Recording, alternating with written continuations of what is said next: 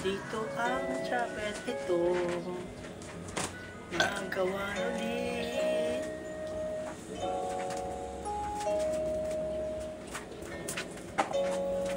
Lahat na pupuntaan ko mga simbahan, hindi ako dibili basura.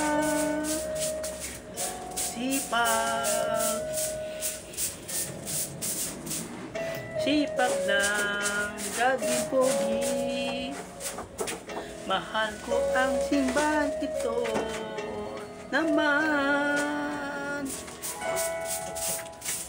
Ito ang basura, hindi ako didiri. Lahat ng mga gawa ko, sobrang sipag naman ako. Sipag, Godwin, pogi naman ako. Hindi ako susuko, mahal ko ang simbahan ito.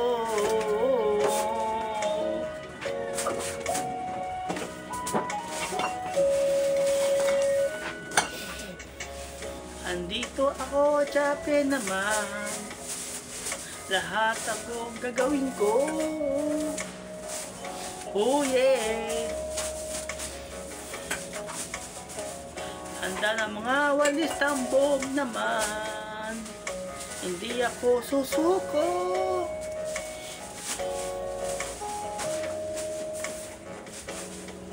Madami ang basura ito. Lahat ng gagawin ko naman. Woo! Sipag, gading, pogi naman ako. Lahat ng mga gawin ko, mahal ko ang simbahan ito. Sipag, gading, pogi naman ako. Hindi ako didiri.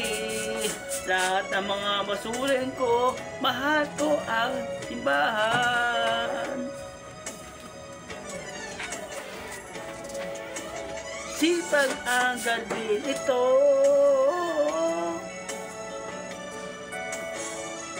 Kasama ko mga brother, sister.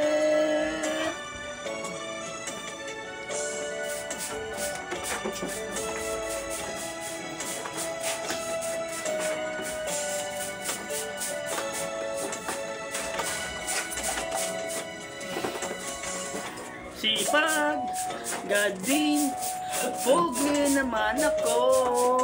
Lahat.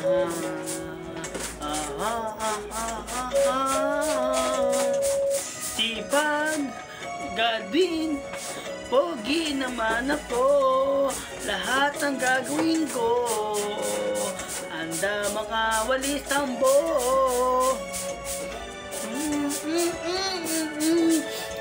Sipag, Godwin, pogi naman ako.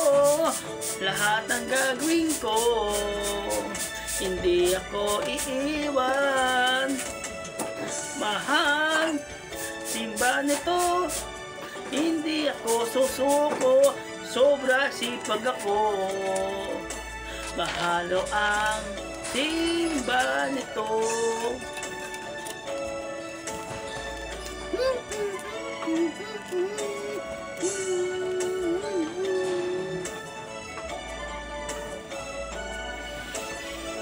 Sipag, Godwin, pogi naman ako. Hindi ako iiwan.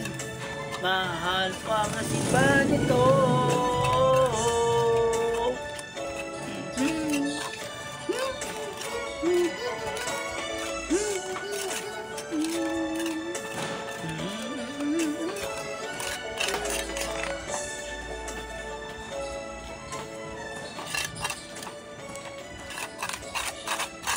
Ako si Sipag lang, Godwin Pogi. Sarap.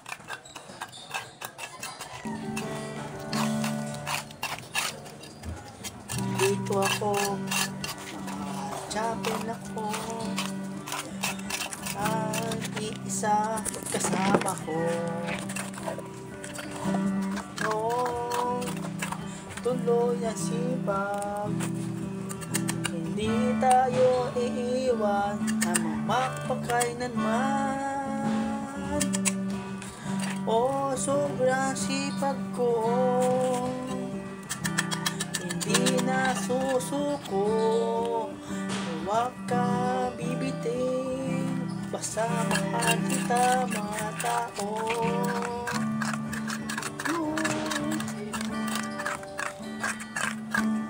Sipag, galing, sipag, galing, pogi. Hindi napapagod, tuloy na malaban sa akin ang puso. Sipag na galing, sipag lagad din pogi. Hindi na susuko, ay isa naman ako sa piling ko.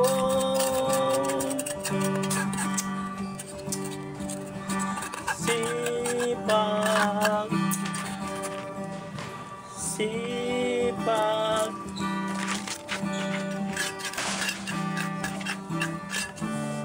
galing.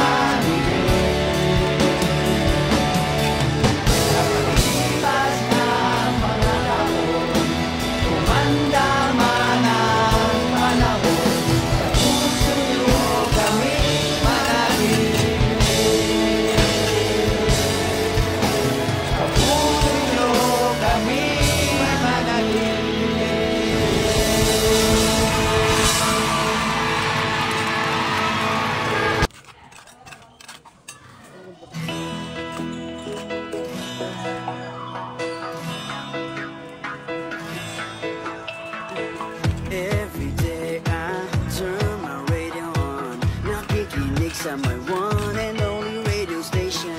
Nasaan man ako, isa lang ang radyo ko.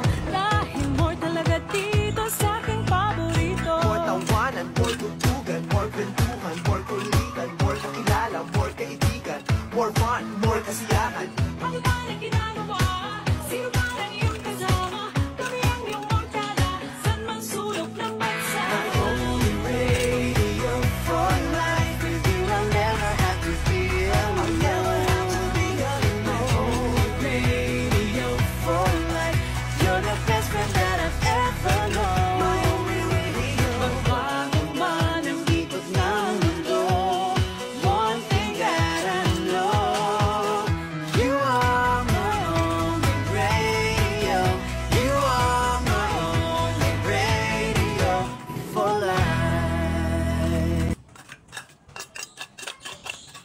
Araw-araw sipag lang, sipag lang.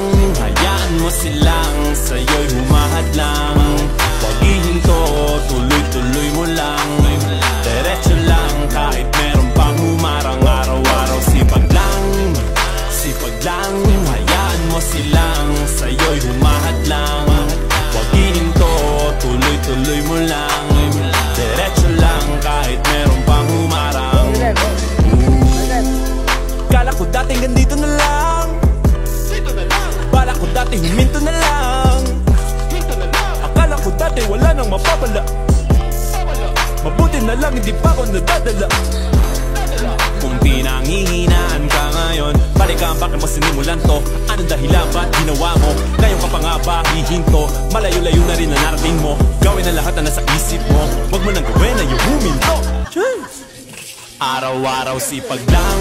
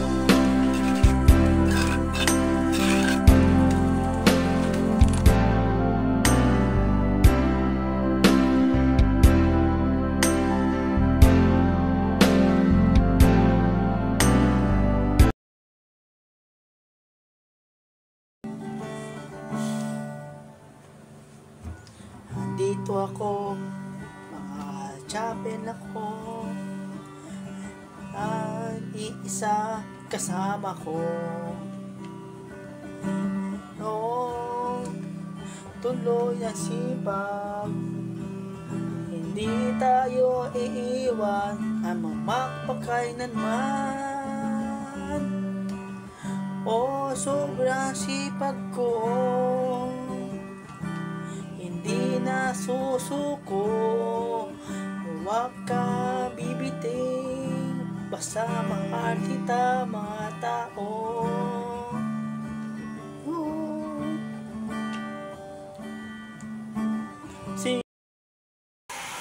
Ako'y tinamaan, puso'y tinamaan. Biglang ikaw lang ang tanging dahilan.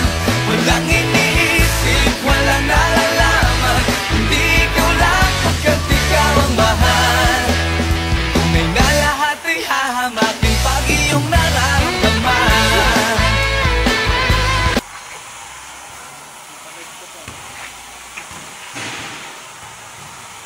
Alam nyo ba na pinaghahanda na ang Pilipinas sa paparating na bagyong Opong? Yes, inaasahan na mananalasa ito sa September 26, na katulad din sa Undoy na halos bumahana ang buong Metro Manila. Yes, ito yung sitwasyon ng Manila noong 2009, September 26, at ito ay bagyong Undoy na same lang din sa bagyong Opong na paparating sa September 26. Trending na ngayon ito sa iba't ibang social media platform na kung saan aabot sa signal number 4 ang bagyong Opong na mananalasa sa Central Luzon, Metro Manila, Calabarzon at sa Bicol Region. Imagine mo, eksaktong araw din na nangyari at nanalasa ang bagyong Undoy at ngayon ay Opong naman. At ayon din sa Pag-asa na mananalasa ito hindi lang ng malakas na hangin